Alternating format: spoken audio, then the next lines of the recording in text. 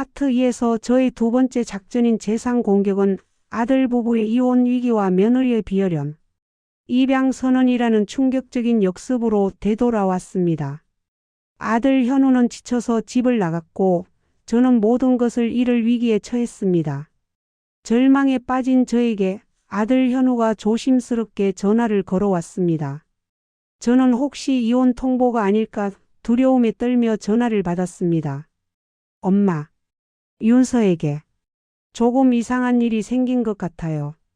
현우는 윤서가 친정에서 지내는 동안 심각한 구토 증세로 응급실에 갔다고 말했습니다.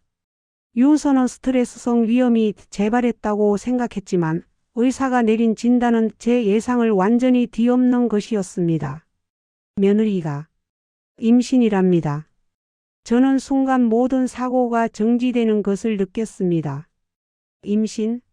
딩크족을 선언했던 아이를 절대 낳지 않겠다고 했던 윤서가 현우는 울음 섞인 목소리로 말했습니다.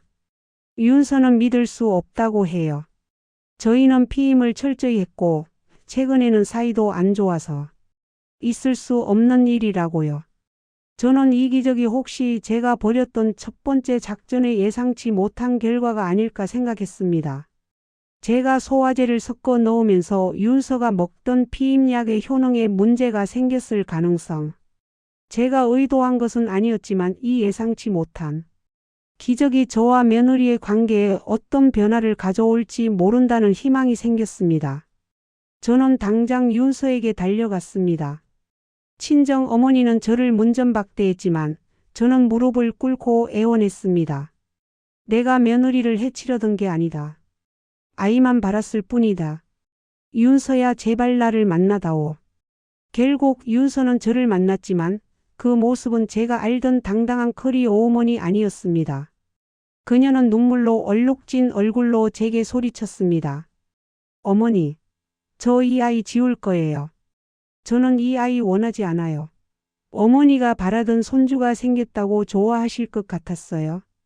저는 이 아이가 태어나면 이 아이의 엄마가 아니라 어머니의 승리 트로피가 될까봐 두려워요. 윤서의 절규는 제 가슴을 갈기갈기 찢어 놓았습니다. 제가 손주를 얻기 위해 벌인 모든 행동이 결국 이 아이를 축복이 아닌 불행으로 만들었음을 깨달았습니다. 제가 그토록 바라던 손주가 이 세상에 태어나기도 전에 불행의 씨앗이 될 위기에 처한 것입니다. 저는 무릎을 꿇고 윤서의 손을 잡았습니다. 윤서야, 미안하다. 정말 미안하다. 내가 너를 너무 괴롭혔다. 아이는 지우지 말아다오. 내가 원치 않는다면 내가 키워도 좋다. 내가 이제는 너의 인생에 간섭하지 않겠다. 제발 아이는. 윤서는 제 진심을 알았는지 아니면 제 눈물의 호소에 잠시 마음이 흔들렸는지 힘없이 말했습니다. 어머니, 저는 이 아이를 낳으면 딩크족으로 돌아갈 수 없다는 것이 두려워요. 제 커리어, 제 인생, 제 자유. 저는 모든 것을 포기해야 해요. 저는 그때 며느리가 그토록 지키고 싶어 했던 인생의 가치가 무엇이었는지 비로소 이해했습니다. 그녀는 저처럼 희생하는 삶이 아닌 성취하는 삶을 원했던 것입니다. 며칠 후 윤서는 저에게 연락하여 현우와 저 그리고 셋이 만나자고 했습니다. 윤서는 차분하고 냉정했습니다. 어머니, 아이를 낳겠습니다. 하지만 저의 조건이 있습니다. 저는 아이를 낳는 순간 저희 부부의 딩크족 라이프는 끝났다고 생각하지 않습니다. 저희는 자유로운 육아를 선택할 것입니다. 윤서가 제시한 조건은 충격적이었습니다.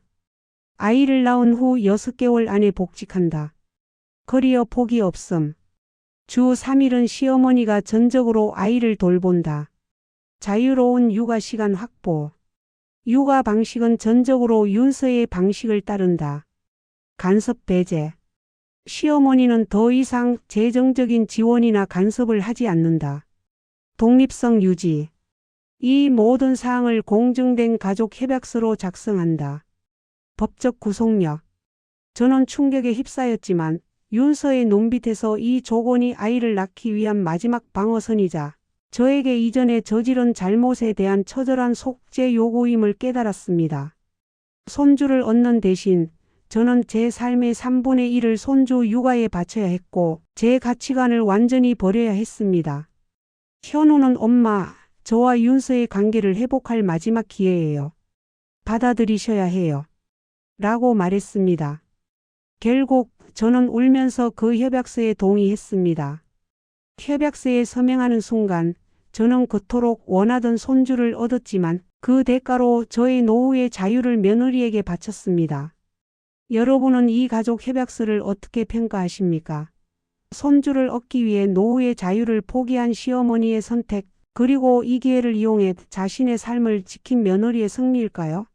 댓글로 여러분의 생각을 남겨주십시오. 다음 파트 4에서는 이 협약서가 나온 육아 대전쟁이 펼쳐집니다. 딩크족으로 살려던 며느리가 제시한 충격적인 AI 기반 신식, 육아법과 내 방식대로 키우고 싶어 하는 시어머니의 구식 육아가 정면으로 충돌합니다. 과연 손주는 누구의 방식대로 키워질까요? 다음 이야기가 궁금하시다면 좋아요를 눌러주십시오. 시청자님의 공감은 이 드라마의 힘이 됩니다. 자, 이제 협약서 이후의 격렬한 육아 전쟁으로 들어가 보시겠습니다. 윤서는 협약서에 서명한 후 마치 전쟁을 준비하듯 육아 준비에 돌입했습니다. 그녀는 혈연이 아닌 아이를 입양하려 했던 이전의 계획을 완전히 접고 이 아이의 엄마로서 완벽하게 준비하는 모습을 보였습니다. 하지만 그녀의 준비 방식은 저의 상상을 초월했습니다. 그녀는 고전적인 육아 서적 대신 데이터 기반 육아라는 것을 주장했습니다. 아이의 수유량, 수면 패턴, 심지어 울음소리의 주파수까지 기록하고 분석하는 최신 스마트 육아 장비들을 집에 들여놓았습니다. 어머니 협약서대로 아이는 주 3일 어머니 담당이세요.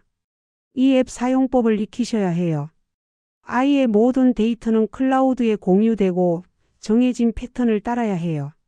저는 낡은 유모차 대신 AI 모니터링 기능이 탑재된 최첨단 아기 침대를 봐야 했고 제 경험에 의존한 육아는 철저히 배제되었습니다.